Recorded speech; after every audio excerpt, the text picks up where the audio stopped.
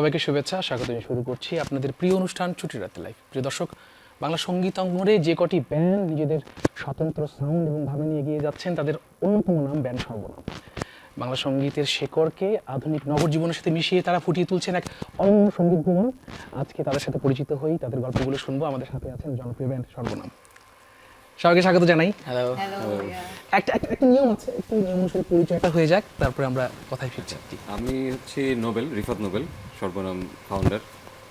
ও ধ্রুব, Ira, Ripon, Ripon vocal, Orin বাঁশি বাজায়, multi instrument.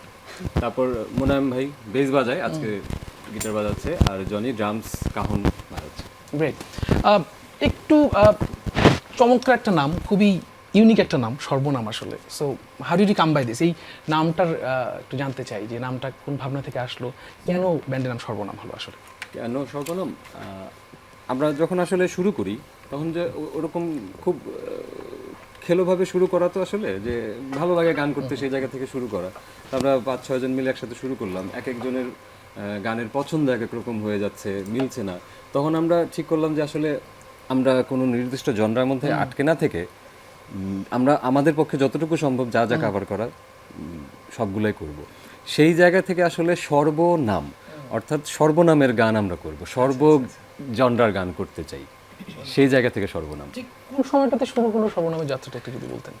যাত্রাটা শুরু হচ্ছে 2012 সালে, পহেলা বৈশাখ। আমরা এমনিতে, ও চারুকলায় পড়ে, আমি পড়তাম না, আমি যাইতাম বসে এমনিতেই গান টান করতাম। খুব ইচ্ছা হলো যে একটু দল বেঁধে একটু গান টান করা যায় কিনা।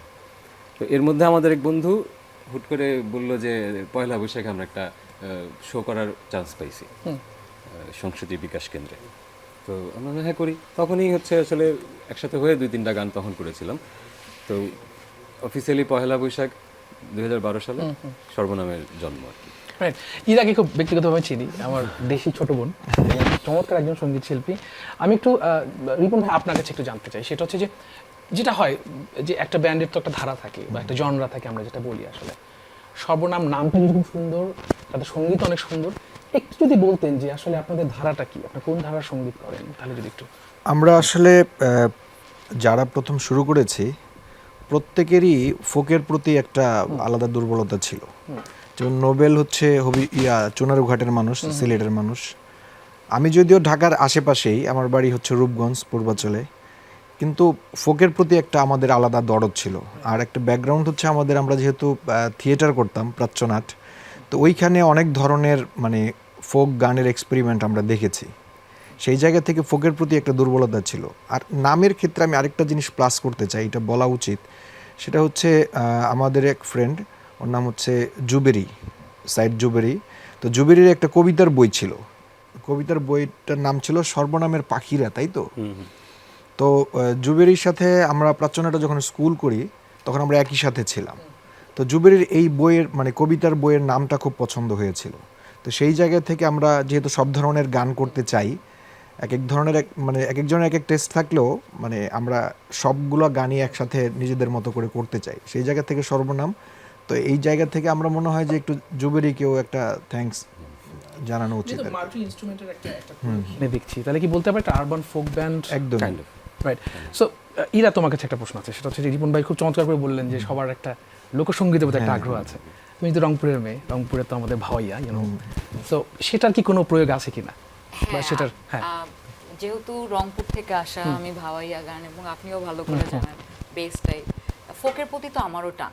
তো সেই থেকেই আসলে সর্বনামের সাথে যুক্ত হওয়া, যেহেতু ফোক এটা আমাদের মাটির সাথে গান, একসাথে ব্লেন্ড করে যদি আমরা আসলে ভালো কিছু দিতে পারি, এই জন্যই আসলে সর্বনামের সাথে আমার পথযাত্রা। একটা গান শুনি নোবেল ভাই, তারপরে কথা বলছি আবার। একদমই রিসেন্ট সময়ে করা ফোকই, আমাদের ফোক না, মানে ব্লেন্ড, আমি জানি না আসলে কি, জানি না, হয়ে যায় কিছু একটা। এই গানটা হচ্ছে ধ্রুব, আচ্ছা, এটা ওর লেখা, ধ্রুবর লেখা, আর এই যে ইরার সুর করা। ওকে ওকে, গ্রেট গ্রেট। আমরা সবাই মিলে করছি।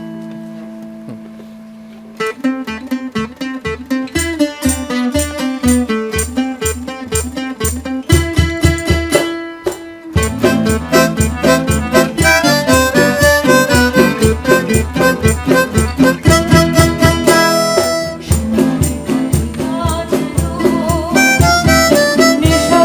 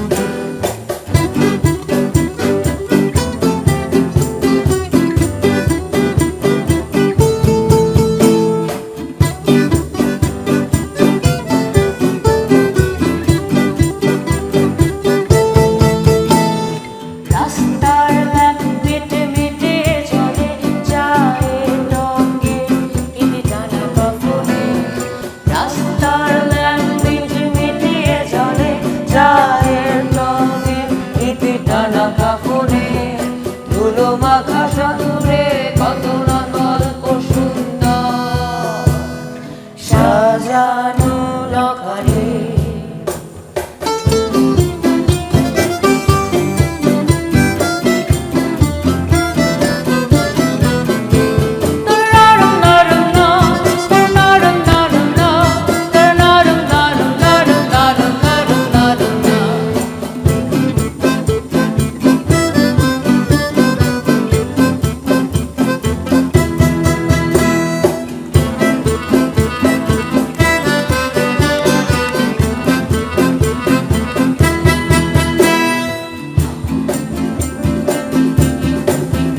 বছরের পর বছর গড়ায় কালের পর কাল আমি বসে আছি পথের ধারে মনে ঘর বাঁধে মায়া যায়। বছরের পর বছর গড়ায় কালের পর কাল আমি বসে আছি পথের ধারে মনে ঘর বাঁধে মায়া যায়।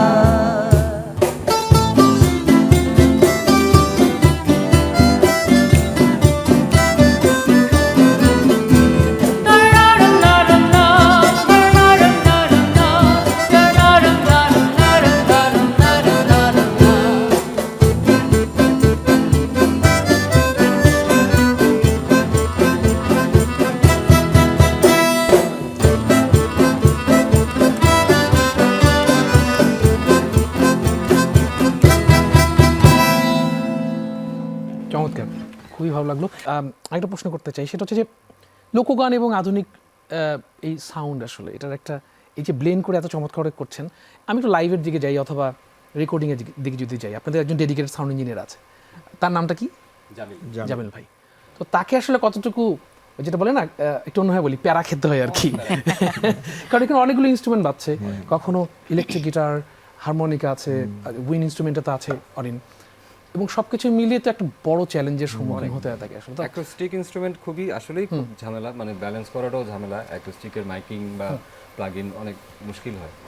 একটু কিছু জিনিস হয়তো আমরা একটু কাস্টমাইজ করেও নিয়েছি অনেক কিছু, মানে সুবিধার্থে আর কি, কিন্তু জামিল ভাইকে ভালো পেরা খেতে হয়। আচ্ছা, একটু জানতে চাই যে সেটা হচ্ছে যে যে কোনো ব্যান্ড তাদের একটা ফিলসফি থাকে, একটা মেসেজ দিতে চায় তাদের শ্রোতাদের বা যারা সঙ্গীত প্রেমী আছে। সর্বনাম আসলে কি মেসেজটা দিতে চায়, বার্তাটা দিতে চায় আসলে? সর্বনামে আসলে প্রকৃতি প্রেমের গান গায়, প্রেমের গান প্রকৃতির গান গায় মূলত। আমরা অ্যাকচুয়ালি আমাদের এখন পর্যন্ত যে কটা গান করেছি বেশিরভাগ গানেই এই বাংলার রূপের বর্ণনা, বাংলার প্রেম সেগুলাই আছে। আমরা আসলে আমরা বলি প্রকৃতি আর প্রেমের গান সর্বনাম। আমি যেমন আপনার কাছে জানবো সেটা হচ্ছে যে চারুকলা এমন একটা জায়গা যেটা বলা যায় যে বাংলা সঙ্গীত একটা তীর্থস্থানের মতন, আসলে সবাই সেখানে গান করতে যেতে চায়। আসলে আপনার সেই ব্যাকগ্রাউন্ড আসলে সর্বনামকে সমৃদ্ধ করার ক্ষেত্রে কতটুকু গুরুত্ব রেখেছে? শুধু গানের ক্ষেত্রে না, মানে আমার যে যতটুকু আজকে আমার বয়স বা যতটুকু আমার এক্সপিরিয়েন্স আছে, এখানে আমার ভেতরগত জায়গার যে কোনো নান্দনিক বিষয়কে এক্সপ্লোর করার জন্য চারুকলা আমাকে অনেক বেশি মানে কি বলে কি প্রভাবিত করেছে আর কি। আর চারুকলার কারণে মানে অনেক ধরনের গান বা অনেক ধরনের আর্ট মিডিয়ামও আমি ভালোভাবে মানে আমার সহজাতভাবেই আমি পেয়েছি আর কি। তো সেই জায়গা থেকে সর্বনামে সামহাও কোথায় যেন আমাদের সর্বনামেরও ওই টিউনটা আছে।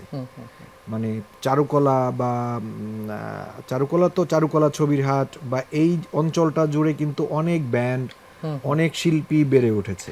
চিরকুটের কথা যদি বলি, কফিল আহমেদের কথা যদি বলি, জলের গান, ইভেন আমি পান্থকানাই, এরকম প্রচুর আর্টিস্ট আমি এমনিতেই দেখেছি তারা ওইখানে প্র্যাকটিস করতো। তো সেই সব জায়গা থেকে চারুকলা আসলে একটা আমার জীবনে একটা বড় ইন্সপিরেশন আর কি। রাইট, একটা গান শুনি বলবে, তারপরে আবার কথায় ফিরছি না।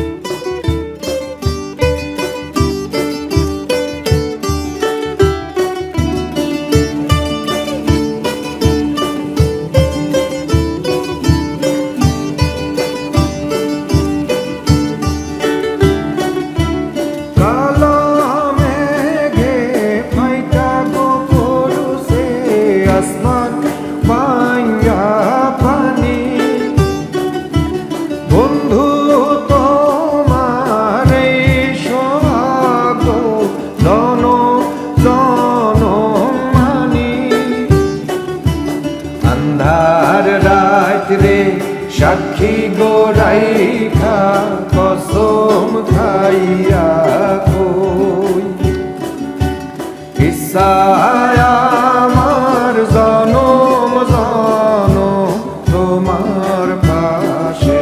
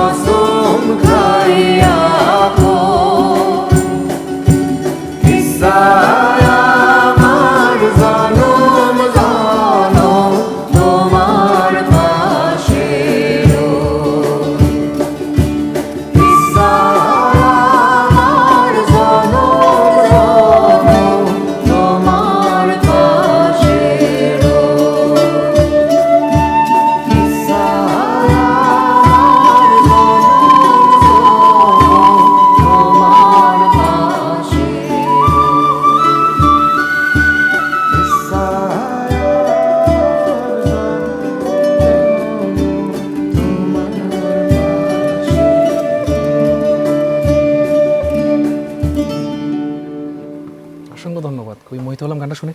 একটু জানতে চাই, একটু অন্যরকম প্রশ্ন করতে চাই, সেটা হচ্ছে যে একজন যারা লোকসঙ্গীত নিয়ে চর্চা করছেন তারা আসলে এক ধরনের ট্রাভেলার আমার মতে। আসলে তারা ট্রাভেল করতে পছন্দ করে, গানের খোরাকের জন্য হোক বা গানটাকে বোঝার জন্য হোক। এটা কি সর্বনাম করে? আপনারা ট্রাভেল করেন? যেহেতু নোবেল ভাই বলছিলেন যে প্রকৃতি এবং প্রেমের একটা গল্প আছে আপনাদের, লোকায়ত সংস্কৃতির সাথে যাওয়া তো খুব বেশি দরকার, সেইটা কি করে নাকি সর্বনাম, যে সেই রিসার্চটা? খুব বেশি যে আসলে করতে পারি তাও না, একদম সত্যি কথা যেটা, কিন্তু চেষ্টা করি। একটা সময় পর্যন্ত করতে পেরেছি, এখন আসলে জীবনযাপনের নাগরিক জীবনের চাপে খুব একটা যে করা হয়ে উঠছে তা না। তবে চেষ্টা করি, যখনই সুযোগ পাই একটু চেষ্টা করি। যেমন ও বললো আমার তো বাড়ি সিলেটে, তো সেখানে যখনই সুযোগ পাই চেষ্টা করি যে একটু শিকড়ে যাই, একটু খুঁজি। এখন এইখানে প্রথম কথাটাই হচ্ছে, আমরা যে প্রথম বললাম যে আমরা শহরে লোকগান, মানে আমাদের ম্যাক্সিমামেরই বেড়ে ওঠা শহরে, তো আমরা লোকগানটাকে আসলে ওই একদম শিকড়ে গিয়ে দেখতে পারি নাই বা পারছিও না।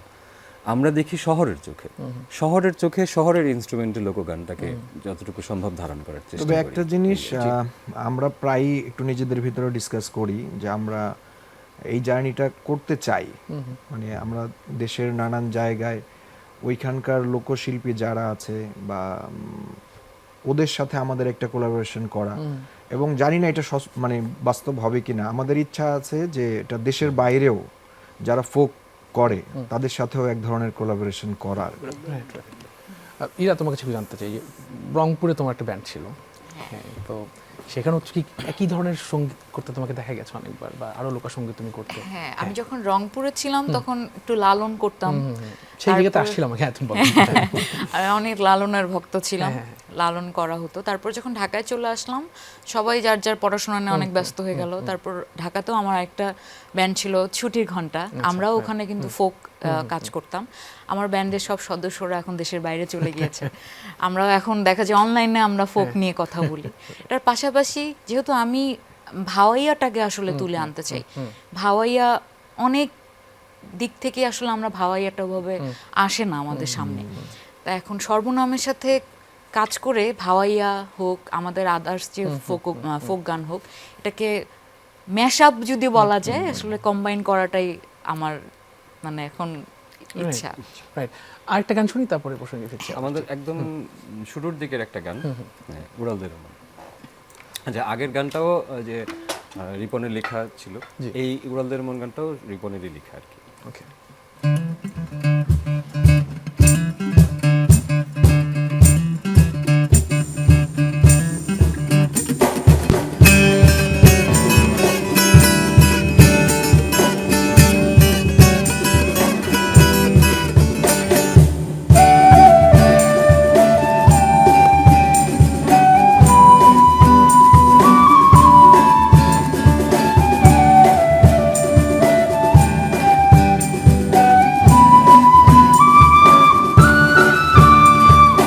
উড়ালদের মন চল হাওয়া টানে, আসবো আমি আসাবো তোকে দক্ষিণ পানে।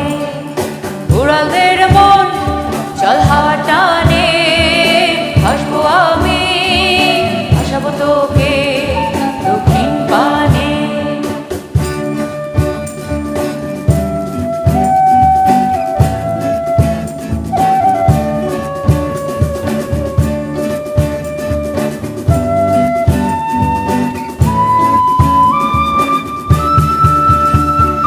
কি যেন কি চাইছে মন, সময়ের পাত ঘুরছে দিক বিদিক।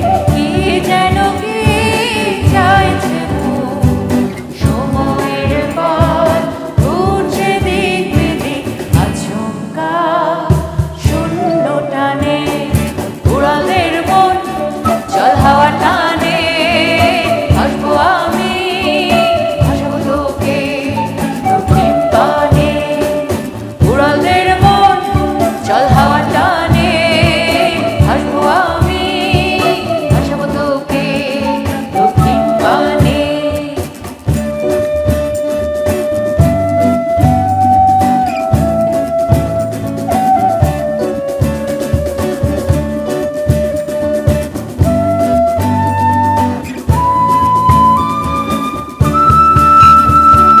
স্বপ্ন ধূসর রাতে বন্ধু তোমার সাথে, স্বপ্ন ধূসর রাতে বন্ধু তোমার সাথে।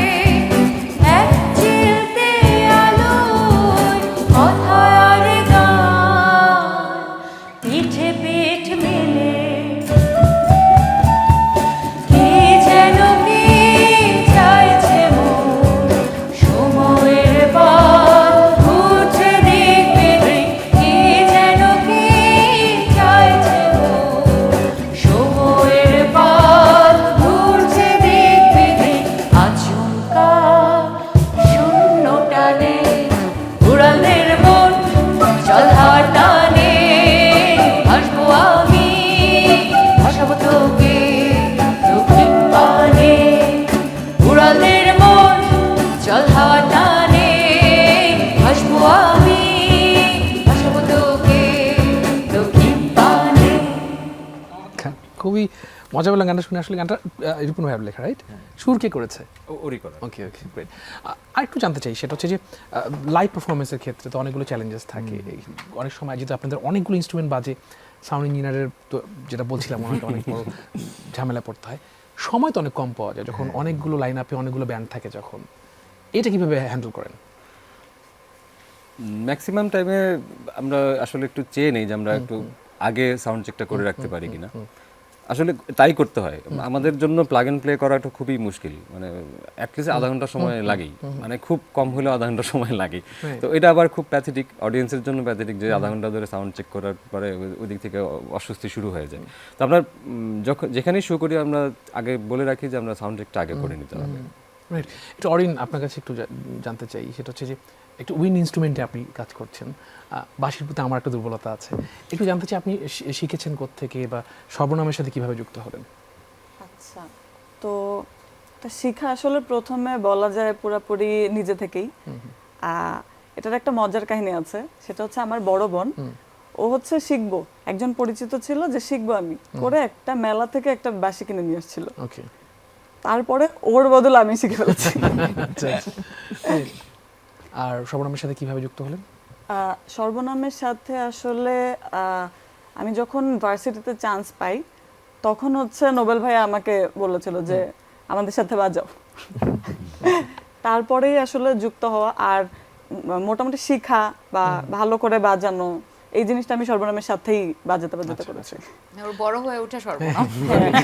একটু জানতে চাই, সেটা হচ্ছে যে সর্বনামে নিজের গানগুলি অনেক সুন্দর, তারপরে কাভার সং যখন হয়, কিছু গান ভালো লাগার গান, সেটা সাইজির গান হতে পারে, সেটা অন্য কোনো গান হতে পারে, কোন ধরনের গান? আমাদের লোকসঙ্গীত অনেক বেশি সমৃদ্ধশালী, তো আসলে ওখান থেকে বাছাই করাটা আসলে একটা অনেক বড় রিসার্চের ব্যাপার।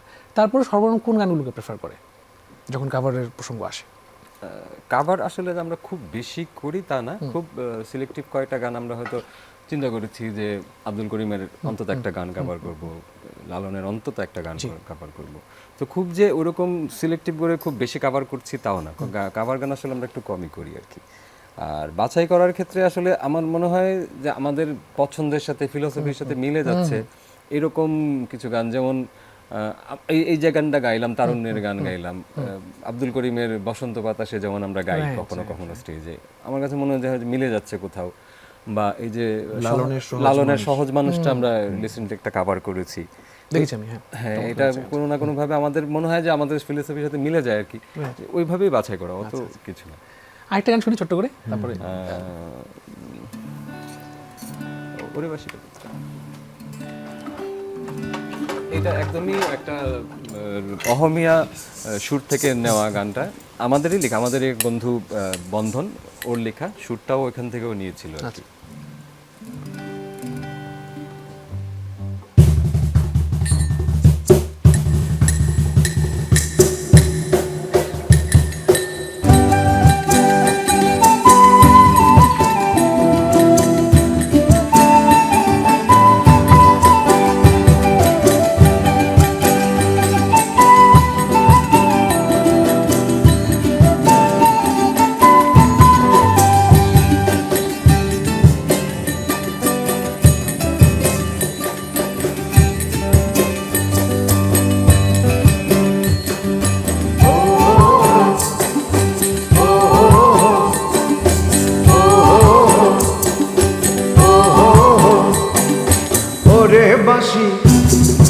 ওরে বাঁশি কানা বাঁশি সুরে তুললা, সুরে সুরে কাঁচা মেয়ের মনটা ভরলা।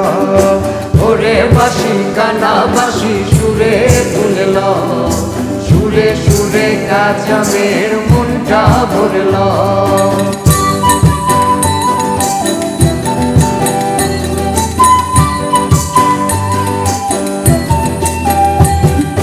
কাঁচা মেয়ের মনটা ভালো, মুখে বড় ঝাল, চোখের উপর চোখ পড়িলে মন করে আর কানের বাঁশি, মন করে আর গান।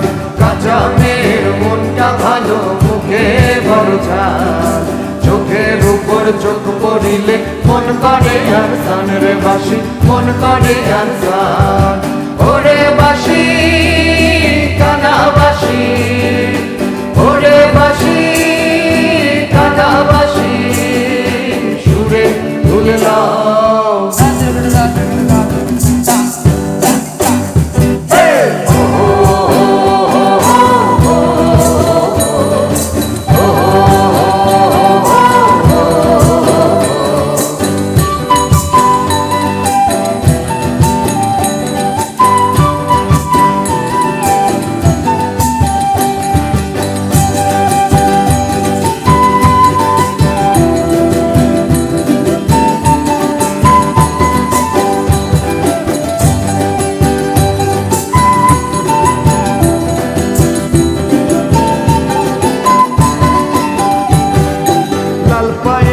শাড়ি দেব,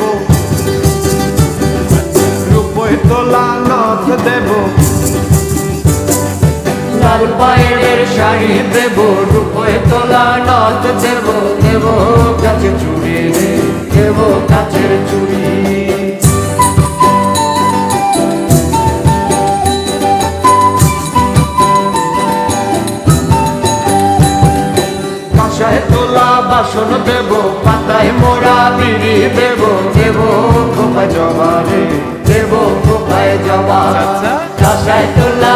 রং দেব পাতায় মোড়া বিড়ি দেব দেব কোপায় জবা রে দেব কোপায় জবা ওরে বাসি কানাবাসি ওরে বাসি কানাবাসি সুরে তুলে লাও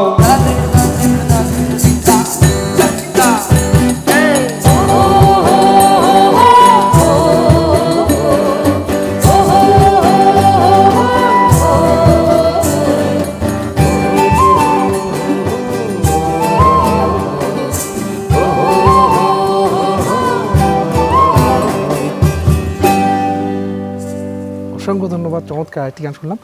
একটা ছোট করে গান নিয়ে নিই নোবেল ভাই, তারপরে আবার কথায় ফিরবো। ছোট করে একটা গানের ছোট্ট অংশ গাই। ঠিক আছে।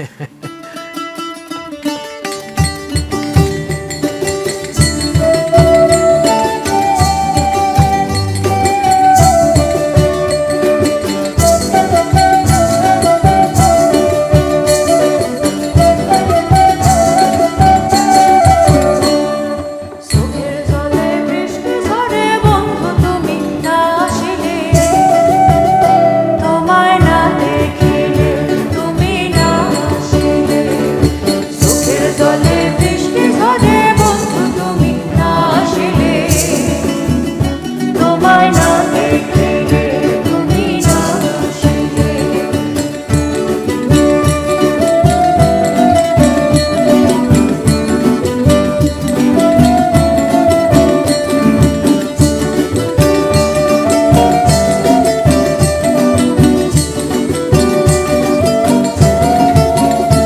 আমার স্বপ্ন যেন সত্যি হয়, তোমার সঙ্গে দেখা হয়। স্বপ্ন যেন সত্যি হয়, তোমার সঙ্গে দেখা হয়। না হলে যাব যে চলিয়া ওই দিগন্তেরই পথ ভেদিয়া, রইব জলে মিশিয়া ওই দিগন্তেরই পথ ভেদিয়া, থাকবো পথে মিশিয়া। দেখো জ্যোৎস্না রাতে বৃষ্টি ঝরে একলা পাখি ঘরে ফিরে, বন্ধু তোমার লাগিয়া রইব পথে মিশিয়া। দেখো জ্যোৎস্না রাতে। আমরা শেষ করি। বেশি ছোট হয়ে গেল যে, জি। একটু ধ্রুব আপনার কাছে জানতে চাইবো, সেটা হচ্ছে যে আপনি জাহাঙ্গীরনগর বিশ্ববিদ্যালয় থেকে পড়ালেখা করছেন এবং সবথেকে কনিষ্ঠ মেম্বার ব্যান্ডের। তো আমরা যেহেতু বাতাবরণ নিয়ে কথা বলছিলাম, চারুকলা নিয়ে কথা বললাম এবং প্রকৃতি নিয়ে তো গান করেই সর্বনাম, আপনার গান লেখার ক্ষেত্রে আসলে সেই জাহাঙ্গীরনগরে সেই বাতাবরণটা কতটুকু হেল্প করে, সেই পরিবেশটা কতটুকু বলা প্রভাবিত ভালো করে যে আপনাকে? আমি মানে 55 ব্যাচ মানে এই যে এখন যে ব্যাচটা ঢুকলো আর কি, সেখানে যুক্ত হয়েছি। এখনো জাহাঙ্গীরনগরকে সেভাবে দেখা হয়নি, তবুও গান লেখার ক্ষেত্রে আসলে যা দেখছি আশেপাশে সেখান থেকে আমার গান বের হয়। মানে যা লেখা আশেপাশে যা দেখছি, আমার ইমোশনস গুলা বা আমার আশেপাশে যা হচ্ছে যা ঘটছে প্রতিনিয়ত, গাছ দেখছি লিখে ফেলছি, মাঠ দেখছি লিখে ফেলছি, মানে মাথার উপরে ঘুরছে চিল সেটা দেখছি সেখান থেকে লিখে ফেলছি, নাটক দেখতে যাচ্ছি মাঠে বসে আছি সেখানে গান লিখছি। লেখা সেভাবেই হচ্ছে, আর তেমন কিছু নেই, যা আছে গানের মধ্যে লেখার চেষ্টা করি। আসলে গান লিখি না, লিখি যেটা ভালো লাগে সেটাই লিখি, সেখান থেকে যদি সুর বের হয় তখন সেটা গান হয়। বাহ। সবসময় তো গান এভাবে তৈরি হয়, আমার ক্ষেত্রেও তাই, ভিন্ন কিছু না আর কি। চমৎকার, খুব সুন্দর করে, খুব ট্রিকি ওয়েতে খুব চমৎকার একটা উত্তর দিল আসলে। একটু ধ্রুবর কথার সূত্র ধরে আসতেছে, ও বলছিল যে চারপাশে যা দেখি যেটা হচ্ছে সেটা ওকে প্রভাবিত করে। আমাদের দেশে তো অনেক কিছু হচ্ছে, তো এখন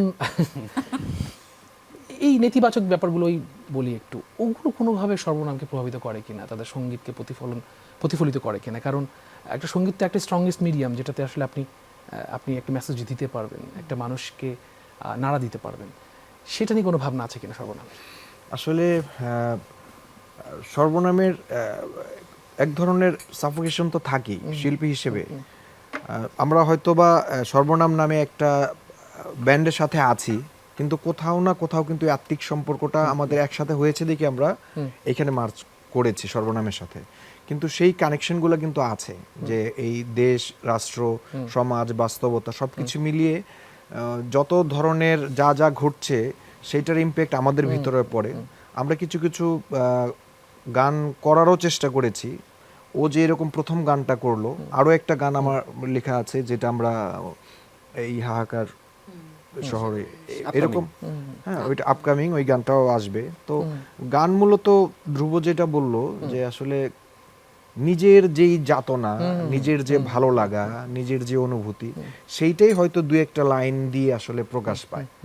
আর ধ্রুব গান লিখে ওরাও সুর টুর করে, মানে এক ধরনের একটা সবার ভিতরে এই ব্যাপারটা আছে, পারিপার্শ্বিক যেই চাপগুলা হচ্ছে এগুলোর ভিতরে আমরা এখন লাস্ট যেই গানটা করব এইটাও আসলে ওই রকমই মানুষের জন্য গান। আসলে সবার একটু অন্যভাবে নেয়ার কিছু নেই, আসলে মানুষটাই কিন্তু ইম্পর্টেন্ট। মানুষের প্রতি ভালোবাসা, মানবিকতা, মানবতা, এই বিষয়গুলো আসলে সবার ঊর্ধ্বে থাকা উচিত। আসলে তাই। অবশ্যই শিল্পী থেকে, শিল্পীর জায়গাটা থেকে তো একটা দায়িত্ববোধ আছে, আসলে আমাদের একটা দায়ভার তো আছেই। একটু ছোট্ট করে, খুব বেশি সময় নিয়ে চলে যেতে হবে, যদি যে কেউ অ্যান্সারটা দিতে পারে, যে সর্বনামের নেক্সট প্রজেক্ট কি, অ্যালবামের কি অবস্থা, বা আপনারা কি মিউজিক ভিডিও করছেন কিনা, সব মিলে যদি একটু বলতেন, এবং দর্শকদের উদ্দেশ্যে যদি কিছু বলতেন। আমরা আমাদের প্রথম অ্যালবামটা রিলিজ করেছিলাম 18 সালে, ওই যে আমাদের বন্ধুর ওই কবিতার বইয়ের নামে, সর্বনামের পাখিরা নামে, ওইখানে 8টা আমাদের অরিজিনাল ট্র্যাক ছিল। আর এখন আমরা গান করছি আরও 8টা ট্র্যাক নিয়ে। আমার খুব ইচ্ছা হয়তো নেক্সট ইয়ারে অ্যালবামটা রিলিজ করব। তার আগে হয়তো সেখান থেকে 2-3টা গান আমরা আগে সলো রিলিজ করব আর কি এই বছরে। যেমন প্রথম যে গানটা করলাম সেটা হয়তো কিছুদিনের মধ্যেই আমরা রিলিজ করার প্ল্যান করছি আর কি। রাইট। দর্শক উদ্দেশ্যে যদি কিছু বলতে চান এক কথায়, তারপর আমরা চলে যাবো গান শুনতে শুনতে। দর্শকের উদ্দেশ্যে বলা যে বাংলা গান মানে শোনার জন্য অনুরোধ করব। আর বাংলাদেশ এত সুন্দর একটা দেশ, এইখানে মানে ফুলে ফলে যেরকম বলে না, আসলে কথায় গানে সুরে একদম টইটুম্বুর একটা দেশ। তো এইটা আমাদের অ্যাসেট, মানে এইটা আমাদের নিজস্ব, মানে এই এবং এত এত গানের যে ধারা, এটা কিন্তু আমি জানি না, আমার অত জানা নাই, বা বাইরের আর কোন দেশে এইভাবে এত সুন্দরভাবে এত মানে অঞ্চল ভিত্তিক গান, ভাটিয়ালি, ভাওয়াইয়া, জারি, সারি, বা প্রত্যেকটা অঞ্চল এবং মানুষের তরিকা, আদর্শ, দর্শন, এগুলো মিলিয়ে কিন্তু গান হয়। তো দর্শকের উদ্দেশ্যে একটাই বলা, যে দর্শক যেন বাংলা গানের সাথে থাকে। এটা বাংলা গানের সাথে না, এটা আসলে নিজের সাথেই থাকা, এটাও এক ধরনের দেশপ্রেম। ছোট করে উত্তরবঙ্গের ভাষায় বলতে হয়, কাইজ্জা না করে চলো আমরা সবাই গান করি। থ্যাংক ইউ সো মাচ, আনন্দে বাঁচি। থ্যাংক ইউ সো মাচ সর্বনাম, চমৎকার একটি আড্ডা দিলাম আজকে। আমি বিদায় নিচ্ছি, যেতে আপনাদের শেষ গানটি শুনবো। তো সেই ছিল আমাদের আজকের আয়োজন। আশা রাখছি আয়োজন ভালো লেগেছে। দেখা হবে সামনের সপ্তাহে নতুন কোনো আয়োজন নিয়ে। ভালো থাকুন, সুস্থ থাকুন।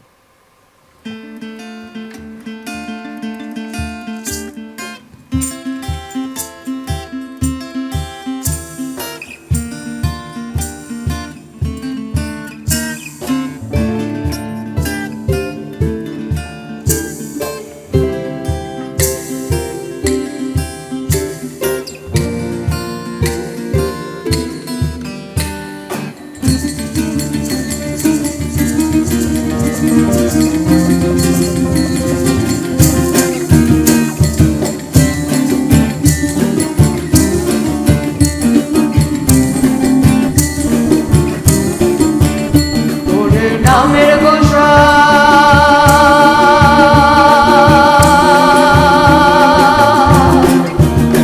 ওরে নামের গোসাই, তুমি নামের মাঝে আসল কথা পাই, তখন তুমি নামের মাঝে আসল কথা পাই। ওরে নামের গোসাই, ওরে নামের গোসাই, তখন তুমি নামের মাঝে আসল কথা পাই, তখন তুমি নামের মাঝে আসল কথা পাই।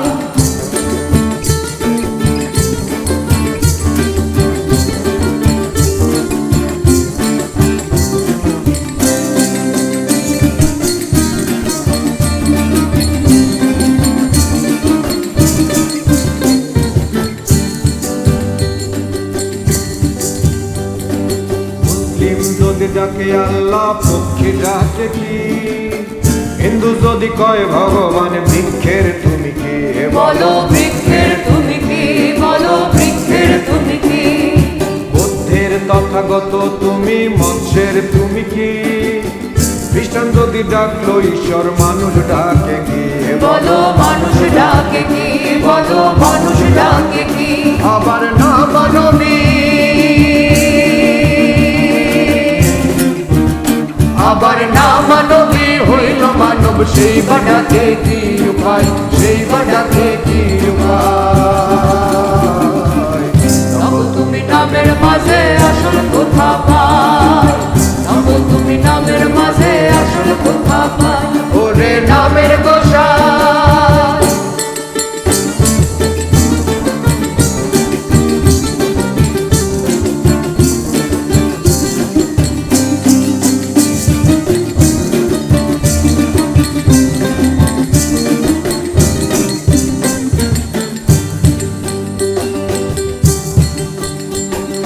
শূন্যের মাঝে বান্ধ ভিটা শূন্যে বসতি, আকার যদি না পাইলাম কোন বুঝে ডাকে বলো কোন বুঝে ডাকি, বলো কোন বুঝে ডাকি।